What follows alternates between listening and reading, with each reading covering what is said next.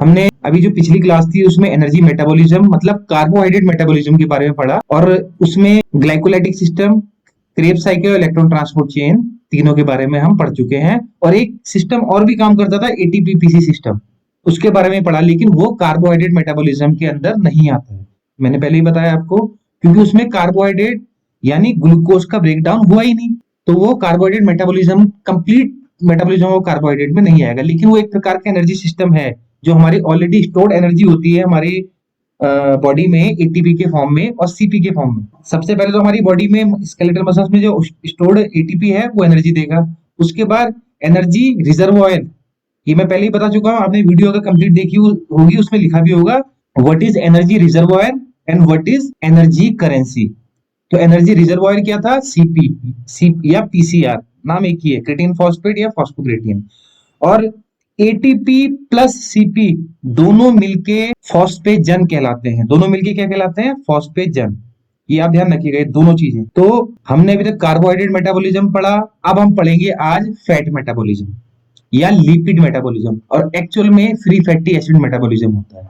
लेकिन इसे पढ़ने से पहले आपको पता होना चाहिए कि फैट के टाइप क्या होते हैं, लिपिड्स कितने प्रकार के होते हैं, कौन कौन से टाइप होते हैं लिपिड्स के, ठीक है, और लिपिड्स के अंदर कौन सा ऐसा केमिकल है जो आपको एनर्जी प्रोवाइड करेगा ज्यादा से ज्यादा। फैट तभी ब्रेक डाउन होता है जब आप एरोबिक टाइप की एक्टिविटी करते हैं, मींस जब आप ऑक्सीजन की प्रेजेंस में कोई भी एक्टिविटी कर रहे हैं, और फैट का ब्रेक डाउन पॉसिबल ही है एरोबिक कंडीशन में, अदरवाइज फैट ब्रेक डाउन नहीं होगा। ब्रेक डाउन होके आपको एनर्जी प्रोवाइड नहीं करेगा। इसलिए कभी भी आपको कोई भी फिटनेस एक्सपर्ट क्या बोलता है कि अगर आप बॉडी फैट को रिड्यूस करना चाहते हैं, पतले होना चाहते हैं, तो वो कभी भी आपको रनिंग करने के लिए नहीं बोले, क्योंकि रनिंग आप लंबे समय तक नहीं कर सकते हैं, थोड़ा इंटेंसिटी हाई होती है। वो क्या बोलेगा, आप ब्रिस्क वॉक करो, वॉकिंग करो, वहां पर एरोबिक्स करो या एरोबिक टाइप की एक्टिविटी करो, लेकिन 30 मिनट से ज्यादा करो। बहुत लोग क्या होता है 30 मिनट से कम करते हैं, तो उनको इतना बेनिफिशियल इफेक्ट नहीं होता है। और लोग सोचते हैं कि हम पतले क्यों नहीं हो रहे, क्योंकि फैट का ब्रेकडाउन होगा ही 30 मिनट के बाद, रिसर्च बोलती है। चलिए मैं अपनी स्क्रीन शेयर करता हूँ। Fat is chemically known as lipids, ये अपने दिमाग में ध्यान रखना। लिपिड्स के अंदर बहुत चीजें ऐसी आती है जो फैट के अलावा भी होती हैं, इसलिए लिपिड्स को एक भाग बोला है और उसके बहुत डिवाइड करते हैं पार्ट, अभी आपको पता चलेगा, ठीक है। लिपिड, इसमें लिखा भी हुआ, general term refers to a heterogeneous group of compound. Heterogeneous क्यों बोला है, क्योंकि इसमें ऐसे कंपाउंड्स के ग्रुप होते हैं जो एक दूसरे से थोड़ा थोड़ा डिफरेंस रखते हैं, जैसे ऑयल्स, फैट, वैक्स और रिलेटेड कंपाउंड, इतने सारे सब चीजें मिलके लिपिड्स के अंदर ही आते हैं। हमारा को काम है सिर्फ फैट से, ओनली फैट से, क्योंकि यही हमको एनर्जी प्रोवाइड करेगा। अभी मेटाबॉलिज्म में ये जो फैट है, ये सबसे पहले ट्राइग्लिसराइड में टूटेगा, ट्राइग्लिसराइड, फ्री फैटी एसिड और ग्लिसरॉल में टूटेगा। Lipid a general term refers to a heterogeneous group of compound that includes, उसके अंतर्गत क्या आते हैं, लिपिड्स के अंतर्गत ये अंदर क्या आते हैं, ऑयल्स आते हैं, फैट्स आते हैं, वैक्स जैसे मोम बोलते हैं वो आते हैं, और अदर कंपाउंड्स भी आते हैं। अब देखिए ऑयल जो है remain liquid at room temperature, जो ऑयल होता है वो रूम टेम्परेचर पर लिक्विड होता है, सबको आपको पता ही होगा। अब आप ये ध्यान रखना, आपने सुना होगा कि देसी घी, जो गाय या भैंस का घी होता है, वो रूम टेम्परेचर में लिक्विड तो होता नहीं है, लेकिन वो भी ऑयल में आ जाता है। ये रोल होता है सैचुरेटेड और अनसैचुरेटेड फैटी एसिड का, उसमें मैं बताऊं। अब ये ध्यान रखना कि approximately 98% of dietary lipids exist as triglycerol, या ट्राइग्लिसराइड्स बोल दीजिए या ट्राइग्लिसरॉल बोल दीजिए, बात देखिए। मतलब जो हम डाइट के रूप, मोम तो हम खा नहीं सकते, वैक्स तो हम खा नहीं सकते, ठीक है, तो इसलिए इसमें डाइटरी वर्ड यूज हुआ है। जो 98% हम डाइट के रूप में जो भी लिपिड्स लेते हैं, उन्हें क्या, वो किसके रूप में होते हैं, ट्राइग्लिसरॉइड्स या ट्राइग्लिसरॉल। ट्राइग्लिसरॉल मतलब सेल है, ट्राइग्लिसराइड पूरा एक बड़ा पार्ट हो गया उसका। Lipids can be placed into one और थ्री मेन ग्रुप। लिपिड्स को तीन भागों में, तीन पार्ट्स में डिवाइड किया गया है, simple lipids, compound lipids and derived lipids. अभी इसे पता चल जाएगा आपको कि आप किससे एनर्जी ले रहे हैं। सिंपल लिपिड्स के अंदर जो आते हैं उससे एनर्जी ले रहे हैं, कंपाउंड के अंदर आते हैं उससे एनर्जी ले रहे हैं, या डेराइव्ड लिपिड्स से एनर्जी आप ले रहे हैं। अब ये आपको पूरा हायरार्की दिख रहा है, पूरा मतलब ये इसको तोड़ा गया है, इसमें लिखा हुआ है, इसको पार्ट एंड पार्ट में सभी को दिख रहा हो। लिपिड्स सबसे पहला सिंपल लिपिड्स, दूसरा कंपाउंड लिपिड्स अभी बताया भी है मैंने, और तीसरा ड्राइव्ड लिपिड्स। अब जो सिंपल लिपिड्स होते हैं वो ट्राइग्लिसराइड से मिलके बने होते हैं। इट मींस, इसका मतलब क्या है कि जो सिंपल लिपिड्स हैं यही आपको एनर्जी प्रोवाइड करेंगे। या ध्यान रखना आप यहाँ पर triglycerol, simple lipids, triglyceride, simple lipids के अंदर ग्लिसरॉल आएंगे या ग्लिसरॉइड्स, बात एक ही है, ट्राइग्लिसराइड्स। और ये डाइटरी मतलब हम डाइट के रूप में लेते हैं, ये भी ध्यान रखना आप। ट्राइग्लिसराइड दो भागों से मिलके बने होते हैं। ये ट्राइग्लिसरॉल या ट्राइग्लिसराइड्स जब टूटते हैं तो ग्लिसरॉल में टूटेंगे और फ्री फैटी एसिड्स में टूटेंगे। और यही जो फ्री फैटी एसिड्स हैं यही आपको एनर्जी प्रोवाइड करते हैं। मतलब फैट का मेटाबॉलिज्म समझ लीजिए यही फ्री फैटी एसिड से होगा। और जब एक ट्राइग्लिसराइड टूटता है तो 3 mole of free fatty acid और 1 मोल ऑफ ग्लिसरॉल बनेगा। जब ट्राइग्लिसराइड ब्रेक डाउन होता है, कब ब्रेक डाउन होगा, जब आपको एनर्जी चाहिए होगी तब, तो 1 मोल ऑफ ग्लिसरॉल बनेगा और 3 mole of free fatty acids बनेंगे। बहुत सारे फ्री फैटी एसिड्स हैं। जैसे एक एग्जांपल मैं पाल्मिटिक एसिड का ले लेता हूँ, ठीक है, एस्पेरिटिक एसिड, पाल्मिटिक एसिड, इतने सारे फ्री फैटी एसिड्स होते हैं। जो ये फ्री फैटी एसिड होते हैं ये 2 टाइप के होते हैं।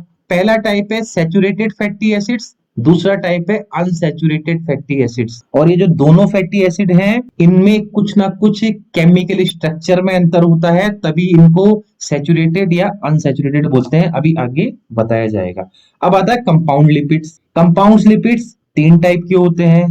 पहला होता है फॉस्फोलिपिड्स, दूसरा ग्लूकोलिपिड्स, तीसरा लिपोप्रोटीन्स। अब देखिए ये सब चीजें आपकी बॉडी में सबका रोल है, ये आप ध्यान रखिएगा। फॉस्फोलिपिड्स, ग्लूकोलिपिड्स और लिपोप्रोटीन। आपने देखा होगा हाई डेंसिटी लिपोप्रोटीन, जब कोई इंडिविजुअल बहुत फैटी हो जाता है तो डॉक्टर उसका क्या लिपिड प्रोफाइल उसकी टेस्ट करता है।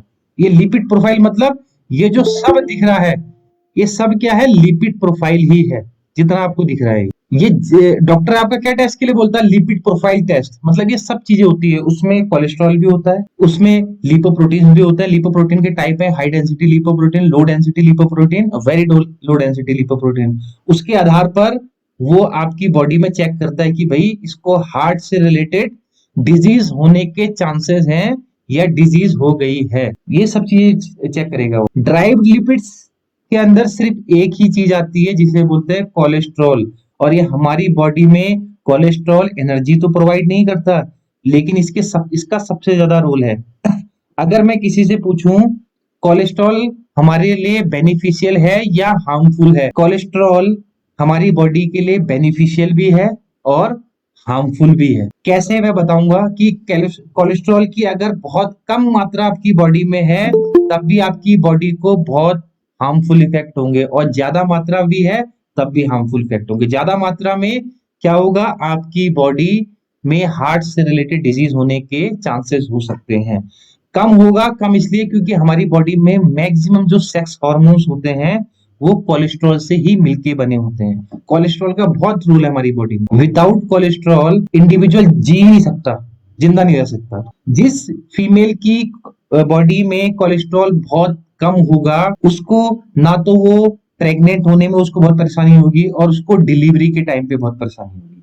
तो कोलेस्ट्रॉल हमारी बॉडी में इतना बेनिफिशियल होता है। Male sex hormone, female sex hormone और इसके अलावा अदर सेक्स हार्मोन, वो सारे कोलेस्ट्रॉल से ही मिलके बने होते हैं। इसलिए कोलेस्ट्रॉल का रोल बेनिफिशियल भी है और हार्मफुल भी है। इसलिए आपको कोलेस्ट्रॉल लेवल मेंटेन करके रखना होता है, कम भी नहीं और ज्यादा भी नहीं। फैट उसको चाहिए, फैट के बहुत रोल है। हमारी बॉडी में इंसुलेटर का काम करता है फैट। हमारी बॉडी में कोलेस्ट्रॉल मतलब हार्मोन्स नहीं बनेंगे, फिर फायदा क्या है, ग्रोथ हार्मोन नहीं बनेगा, सेक्स हार्मोन नहीं बनेंगे, तो कोलेस्ट्रॉल का रोल है। अब जो ये लिपोप्रोटीन लिखा हुआ है, लिपोप्रोटीन जो है वो high density, low density lipoprotein और वेरी लो डेंसिटी लिपोप्रोटीन कहलाते हैं। अब ये तीनों जो लिपोप्रोटीन है, high density lipoprotein, low density lipoprotein और वेरी लो डेंसिटी, ये तीनों हमें डाइट से प्राप्त होते हैं। जो हम फैट से रिलेटेड डाइट लेते हैं उसी से हमें ये मिलते हैं। और अभी पता चलेगा कि जो हाई डेंसिटी लिपोप्रोटीन है या लो डेंसिटी लिपोप्रोटीन है, इनमें बैड और गुड कौन कौन से होते हैं। सर एक चीज वो सर आपने बताया था ना, हाँ, ग्लिसरॉल कितना होता है और फ्री फैटी एसिड कितना होता है? हम जब फैट का ब्रेकडाउन होगा, मतलब जब फैट आपका मेटाबॉलिज्म होगा, तब क्या होगा, जो ट्राइग्लिसरॉल है या ट्राइग्लिसराइड्स भी पूछ सकता है, कहीं लिखा हुआ आ जाएगा ट्राइग्लिसराइड्स भी आ जाएगा, ये टूटता है 1 मोल ऑफ ग्लिसरॉल और 3 moles of free fatty acids में टूटेगा। अब जो ये फ्री फैटी एसिड है भाई, इसी का मेटाबॉलिज्म होता है, यही आपको टूटकर एनर्जी प्रोवाइड करेगा। कैसे करेगा अभी पता चलेगा।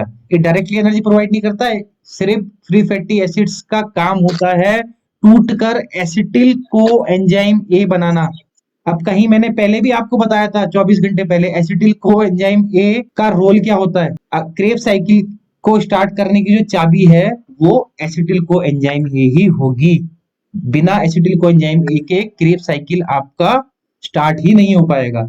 और क्रेब साइकिल में FADH2 और NADH प्लस H प्लस बनते हैं, वो इलेक्ट्रॉन ट्रांसपोर्ट चेन में जाकर एनर्जी प्रोवाइड करेंगे। जब फैट टूटेगा, फ्री फैटी एसिड टूटेगा, और जब वो आपको FADH2 और NADH देगा, वो मैक्सिमम अमाउंट ऑफ देगा। और जब वो ज्यादा अमाउंट देगा तो ऑब्वियसली, कल मैंने बताया था कि NADH प्लस H प्लस या तो 3 देगा थ्योरेटिकली, और एक्चुअल में 2.5 देगा ATP। ऐसी FADH2 2 देगा या 1.5 देगा, तो उतने ज्यादा ATP बन जाते हैं। फ्री फैटी एसिड का टूटकर एसिटिल को एंजाइम ए में बनने की प्रोसेस को बीटा ऑक्सीडेशन कहते हैं। ये आप ध्यान रख रहे हैं, अभी आगे मैं बताऊंगा इसमें, लेकिन आपको मैं जनरली बता दे रहा हूं कि फ्री फैटी एसिड के टूटकर एसिटिल को एंजाइम ए की बनने की प्रोसेस को बीटा ऑक्सीडेशन कहा जाता है। एनर्जी मेटाबॉलिज्म में आपके टीचर्स ने, आपके सिलेबस में ये आपने पढ़ा भी होगा कि beta, what is beta oxidation. Actual में बीटा ऑक्सीडेशन क्या है कि द कन्वर्जन ऑफ एसिटिल को enzyme A from the breakdown of free fatty acid. Acetyl को एंजाइम ए का फ्री फैटी एसिड से बनना क्या कहलाएगा, बीटा ऑक्सीडेशन। और एक प्रोसेस आती है लिपोलाइसिस। लिपोलाइसिस लिपिड से बना हुआ है, लिपोलाइसिस। ट्राइग्लिसरॉल का टूटकर 1 mole of glycerol and 3 mole of free fatty acid में कन्वर्ट होना लिपोलाइसिस कहलाता है। अब आता है सिंपल लिपिड, सबसे पहले वाला लिपिड कौन सा, ये वाला सिंपल लिपिड। मतलब हम ट्राइग्लिसराइड की बात करेंगे, ट्राइग्लिसरॉल और फ्री फैटी एसिड्स की बात कर रहे हैं, saturated unsaturated. The simple lipids या न्यूट्रल फैट्स। अब ये जो डायग्राम देखा था, इसमें कहीं आपको ट्रांस फैटी एसिड दिख रहा है, दिख रहा होगा सबको, ट्रांस फैटी एसिड लेफ्ट में, उसको मैंने लिपिड्स के अंदर नहीं डाला है। क्यों? क्योंकि ये ट्रांस फैटी एसिड्स, जो आप बोलते हैं ना कि छोटे छोटे बच्चे आपने देखे होंगे एकदम मोटे हो जाते हैं, ओके, और बहुत लोग फास्ट फूड खाते हैं, बर्गर पिज्जा खाते हैं, एक्चुअल में उसमें यही ट्रांस फैटी एसिड्स होते हैं, और ये अनवांटेड फैट कहलाते हैं। मतलब ये आपको एनर्जी इन्होंने कुछ प्रोवाइड नहीं करना, आपकी बॉडी में स्टोर हो जाना है। तो आपने देखा होगा जितने चिप्स खाने में क्या होता है, जब आप आलू की चिप्स घर में बनाएंगे ना, आपको स्वाद नहीं आएगा, लेकिन जब आप यही चिप्स आप या किसी कंपनी की चिप्स खाएंगे तो उसमें आपको आदत पड़ जाएगी उसकी, क्योंकि उसके अंदर ट्रांस फैटी एसिड्स होता है। आपने कोई भी देखिए फूड का लेवल देखा होगा, उसमें लिखा होगा फूड के लेवल में कि ट्रांस फैटी एसिड 0%, कहीं लिखा होता है ट्रांस फैटी एसिड ज्यादा, क्योंकि वो किसी भी फूड को और डिलीशियस या स्वादिष्ट बनाने में हेल्प करता है। ट्रांस फैटी एसिड ज्यादातर पिज्जा बर्गर चिप्स में जो जितने पैक्ड फूड होते हैं उसमें ट्रांस फैटी एसिड डाला जाता है कि आपको लंबे समय में 3 महीने बाद भी उसको खोलें तो आपको बहुत अच्छा लगेगा। लेकिन ये अनवांटेड फैट है आपकी बॉडी में, क्योंकि फैट तो क्या है, आपकी बॉडी में जो स्टोर हो रही है, तो अगर आप सिंपल लिपिड्स खा रहे हैं तो ये तो एनर्जी, स्टोर्ड एनर्जी आपकी बॉडी में स्टोर हो गई है, और आप जब लॉन्ग रनिंग करेंगे, वॉकिंग करेंगे, तो आपके क्या बोलेगा कि आपको एनर्जी प्रोवाइड करेगा, क्योंकि फैट आपके एक तो सबक्यूटेनियस लेवल में स्टोर होती है। कहाँ? आपका एब्डोमेन, आपके ये साइड, बैक, हैंड्स, थाइस, और फीमेल के हिप्स में और बटक्स में, थाइस में सबसे ज्यादा फैट स्टोर होती है। उस फैट को सबक्यूटेनियस फैट बोला जाता है। इसके अलावा एक फैट जो हमारे इंटरनल ऑर्गन जो होते हैं उनको चारों तरफ से घेरी रहती है, उसे बोलते हैं विसरल फैट। ये जो ट्रांस फैटी एसिड है या जो बैड कोलेस्ट्रॉल आप खा रहे हैं वो विसरल फैट आपकी बॉडी में स्टोर करता है। और बॉडी जब इंटरनल ऑर्गन को विसरल फैट से घिरा रहेगा तो उसको आप डाइट विद एक्सरसाइज ही उसको, बहुत मुश्किल काम होता है लेकिन हो जाता है, वो बर्न हो जाता है या वो खत्म हो जाता है। आप सबक्यूटेनियस फैट को तो इजीली आप उसको बंद कर सकते हैं। कैसे? आप एरोबिक्स कीजिए, आप योगा एक्सरसाइज कीजिए, योगिक आसन कीजिए, आप कम से कम 10 किलोमीटर रोज वॉक कीजिए, ब्रिस्क वॉक, आपका देखना वो फैट कम हो जाएगा। लेकिन विसरल फैट को कम करना थोड़ा सा मुश्किल काम होता है। कि सिंपल लिपिड्स मैंने बताया भी था कि कंसिस्ट प्राइमरीली ऑफ ट्राइग्लिसरॉल या ट्राइग्लिसराइड से मिलके बने होते हैं। दे कंस्टिट्यूट, ये बनाते हैं the major storage form of fat. More than 90% of body fat exist as triglycerol. हमारी बॉडी में लगभग 90% जो फैट एग्जिस्ट रहती है बॉडी में ट्राइग्लिसरॉल के रूप में होती है। और कहां पर? एडिपोज सेल में, या इसे एडिपोज टिश्यू भी बोल देते हैं वहां। और एडिपोसाइट सेल होती है उसमें, एडिपोज टिश्यू में ये स्टोर होती है, या एडिपोसाइट सेल बोलते हैं। और ये कहां पर होगा? मैंने बताया था सबक्यूटेनियस एरिया में। सबक्यूटेनियस एरिया कहां पर है? स्किन के अंडर वाला एरिया। आपके एब्डोमेन में स्किन आप टच कर रहे हैं, उसके अंडर वाला एरिया। आपके साइड में कमर में आप जो स्किन, सबक्यूटेनियस स्किन को के अंदर वाला एरिया। आपके हिप्स में, थाई में, और आपके बटक्स में, आपके हैंड्स में, जो मोटे आदमी होते हैं उसके हैंड्स में भी देखो फैट होता है, वो सारा एरिया वहां पे ये ट्राइग्लिसरॉल 90% फैट वहीं पे स्टोर रहता है। This molecule consist of two different atom cluster. अब देखो इसमें बताया भी है किस चीज से मिलके बना। Glycerol component has a 3 carbon molecule, मतलब एक तो ग्लिसरॉल और एक फ्री फैटी एसिड, इन दो से ही ये ट्राइग्लिसराइड मिलके बने होते हैं। इस डायग्राम में मैंने आपको बताया भी था, देखिए इन दोनों से, जो आपको यहाँ पे दिख भी रहा होगा, ग्लिसरॉल और फ्री फैटी एसिड्स इन दोनों से मिलके बने होते हैं। जो ग्लिसरॉल है वो 3 कार्बन मॉलिक्यूल होता है। जैसे ग्लूकोज क्या है? 6 कार्बन मॉलिक्यूल। पायरुवेट क्या है? 3 कार्बन। और लैक्टेट क्या है? 3 कार्बन मॉलिक्यूल। एसिटिल कोएंजाइम क्या है? 2 कार्बन मॉलिक्यूल। ऐसे ही ग्लिसरॉल 3 कार्बन मॉलिक्यूल होता है। That itself does not qualify as lipid because of its high water solubility. इसको, ये लिपिड की सारी प्रॉपर्टी नहीं रखता है, ये भी ध्यान रखिएगा। लेकिन ये जब सिंपल लिपिड के अंदर आता है तो इसको लिपिड्स ही बोल देते हैं। लेकिन ये कंप्लीट क्वालिटी नहीं रखता है। कंप्लीट क्वालिटी क्या है लिपिड की? फैट वाटर में डिजोल्व नहीं हो सकता है। घी को डिजोल्व करके देख लीजिए, सरसों के तेल को, या कोई भी पाम ऑयल, कोई भी ऑयल है, उसको आप वाटर में डिजोल्व करके देखिए, नहीं होता है। लेकिन जो ये ग्लिसरॉल है ये वाटर में डिजोल्व हो जाता है। तो ये जब डिजोल्व हो रहा है तो इसको लिपिड की श्रेणी में 100% नहीं रखा जाता है। लेकिन ये पार्ट है, ये ट्राइग्लिसराइड जब टूटेगा तो ये ग्लिसरॉल निकलेगा ही निकलेगा, इसलिए इसे लिपिड्स में रख देते हैं। द अदर कंपोनेंट, दूसरा कंपोनेंट कौन सा है ट्राइग्लिसराइड का?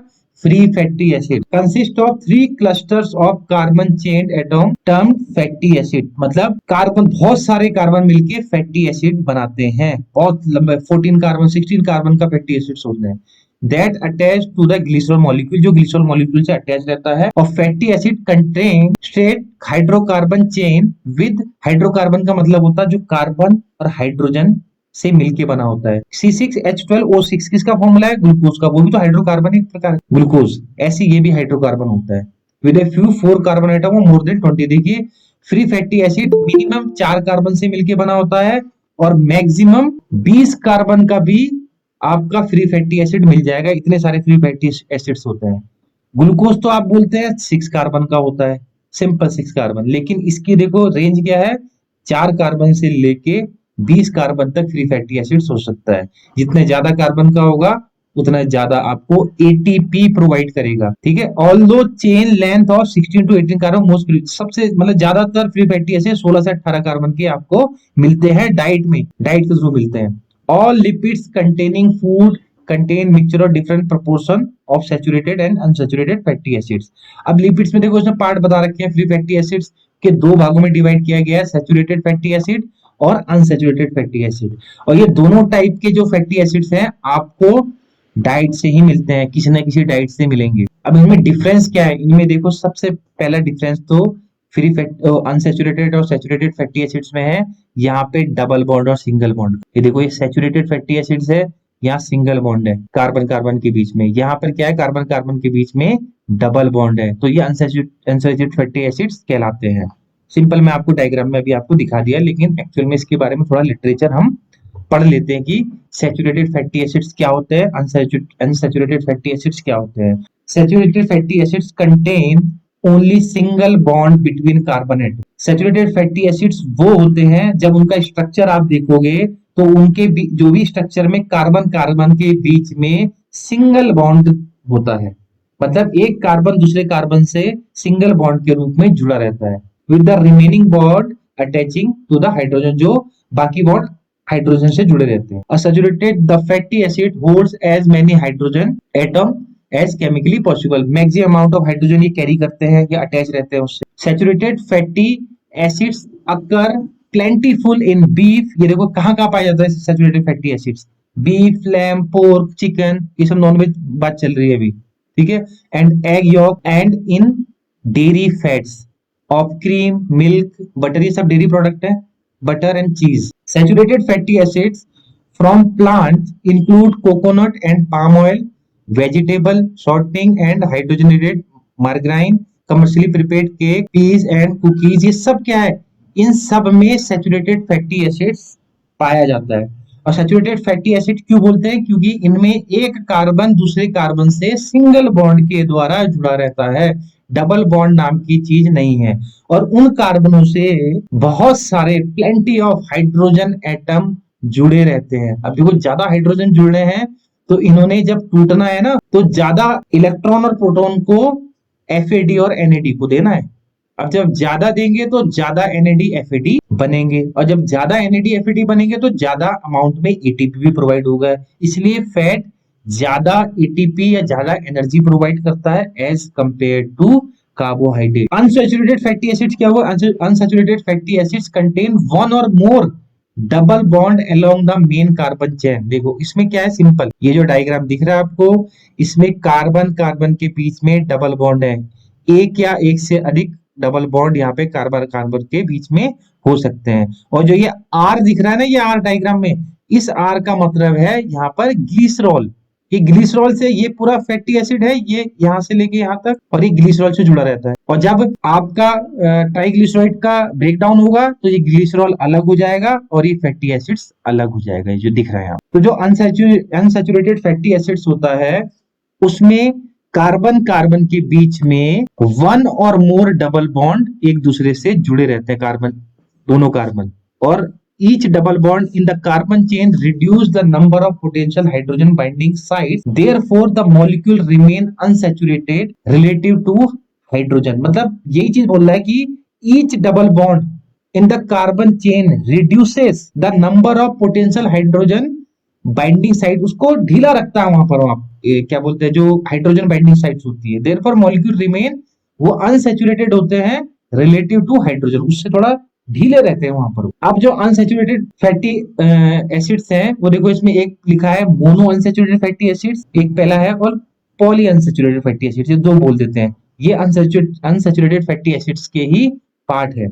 तो mono unsaturated fatty acids contain one double bond along the main carbon chain. जैसे मोनो अनसैचुरेटेड फैटी एसिड्स वो होते हैं जिनमें कार्बन, दो कार्बन के बीच में एक डबल बॉन्ड वहां पर होगा, जैसे canola oil, olive oil, peanut oil, बादाम आलमंड्स ऑयल, ये जितने भी हैं ये सब क्या है, ये मोनो अनसैचुरेटेड फैटी एसिड्स कहलाते हैं। मोनो अनसैचुरेटेड, एक, क्योंकि मोनो मतलब मोनो जब भी आएगा एक, डाई दो, ट्राई तीन, ये चीजें ये एग्जांपल दे रखे हैं। Poly unsaturated fatty acids contain two और more double bond along the main carbon chain.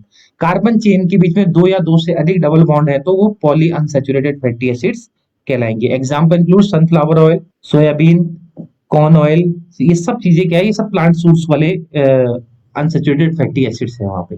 और ये हमेशा ध्यान रखना, एक लाइन इसमें लिखी हुई है कि पॉली अनसैचुरेटेड फैटी एसिड जितने भी है वो लिक्विड फॉर्म में रहते हैं रूम टेम्परेचर पर। कि fatty corn oil, fatty acid from plant source are typically unsaturated and liquidified at room temperature. Lipids with more carbon in fatty acid chain and containing more saturated fatty acid remain firmer at room temperature. मतलब ऐसे lipids जिनमें ज्यादा carbon हो, more carbon in fatty acid chain and containing more saturated fatty acids, saturated fatty acid मतलब जो इससे पहले वाले, वो रूम टेम्परेचर में हार्ड होते हैं। फॉर एग्जाम्पल आपने डालडा का नाम सुना होगा, डालडा आप रूम टेम्परेचर पे वो टाइट हो जाएगा, इसका मतलब वो सैचुरेटेड है। ये मतलब नॉर्मली घर में आपको पता करने के लिए।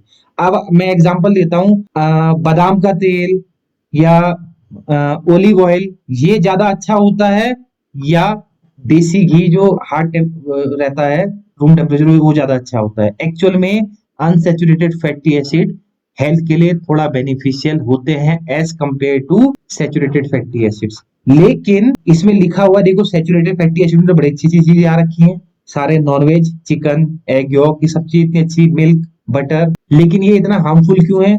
ये उन लोगों के लिए हार्मफुल है, हार्ट से रिलेटेड डिजीज होने के चांसेस होते हैं जो सेडेंट्री लाइफ स्टाइल या हाइपोकाइनेटिक हैं। हाइपोकाइनेटिक का मतलब जो सेडेंट्री लाइफस्टाइल फॉलो कर रहे हैं, मतलब कोई भी फिजिकल एक्टिविटी नहीं कर रहे हैं, तो ये जितने भी सैचुरेटेड फैटी एसिड है उनकी बॉडी के लिए हार्मफुल हो जाते हैं। अदरवाइज ये इतने हार्मफुल नहीं है, तो बहुत अच्छी चीज है। हर डाइटिशियन बोलता है भैया नॉनवेज खाओ, हर डाइटिशियन बोलता है दूध पियो, बटर खाओ, लेकिन ये उन लोगों के लिए कि आप थोड़े फिजिकली एक्टिव होने चाहिए। आप स्टोर करेंगे इस चीजों को और आप सेडेंटरी लाइफस्टाइल फॉलो कर रहे हैं उस कंडीशन में सैचुरेटेड फैटी एसिड्स आपको हार्म पहुंचाते हैं। और अगर मान लीजिए आप सेडेंटरी लाइफस्टाइल कर ही रहे हैं, आप एक लाला जी हैं दुकान में बैठे हुए हैं, उस कंडीशन में भाई डॉक्टर से कहते हैं सर अब मुझे तो फैट खाना है जी है और मुझे बीमार भी नहीं होना, तो डॉक्टर साहब बोलेंगे या डाइटिशियन बोलेंगे भाई चलो आपका शौक पूरा कर देते हैं, आप अनसैचुरेटेड फैटी एसिड्स खाओ, महंगा होगा भाई, ओलिव ऑयल महंगा है वो खाओ, आपको इतना हार्ट से रिलेटेड प्रॉब्लम नहीं होगी। आप सरसों का तेल ले लो, आप सनफ्लावर ऑयल, वहां पे सोयाबीन ऑयल, कॉर्न ऑयल, ये सब ये खाइए जो रूम टेम्परेचर में लिक्विड अवस्था में है, वो चीज ले लीजिए आप, तो आप बैठे भी रहेंगे दुकान में तो आपको हार्ट से रिलेटेड इतनी डिजीज होने के चांसेस नहीं है। लेकिन सैचुरेटेड फैटी एसिड को बैड बोला जाए बिल्कुल 100% वो गलत है। वो बैड किसके लिए है? बैड जो बेड पर है उन्हीं के लिए बैड है, जो मतलब एक्टिविटी नहीं कर रहा है। जो एक्टिविटी कर रहा है तो उसके लिए सैचुरेटेड फैटी एसिड तो अच्छी चीज है। आप छोटे बच्चों को देखो नॉनवेज खिलाते हैं, बटर खाते हैं, लेकिन आप एक्टिविटी करनी चाहिए। तो ये अनसैचुरेटेड फैटी एसिड्स है। अनसैचुरेटेड फैटी एसिड क्या हुआ? डबल बॉन्ड की ध्यान रखना।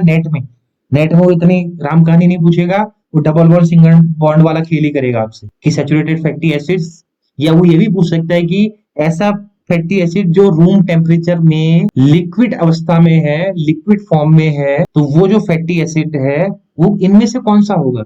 सैचुरेटेड, अनसैचुरेटेड, पॉली अनसैचुरेटेड या मोनो अनसैचुरेटेड या अनसैचुरेटेड भी बोल सकता है, कुछ भी बोल सकता है। तो ये चीज आपने रखना है कि वो पूछना क्या चाह रहा है। या वो पूछेगा जब कार्बन कार्बन के बीच में फैटी एसिड में डबल बॉन्ड है तो वो कौन सा फैटी एसिड होगा, और दो से ज्यादा डबल बॉन्ड है तो आपको ध्यान रखना पॉली अनसैचुरेटेड आंसर होगा। जब कार्बन कार्बन के बीच में सिंगल डबल बॉन्ड रखा है तो इनमें से कौन सा फैटी एसिड होगा?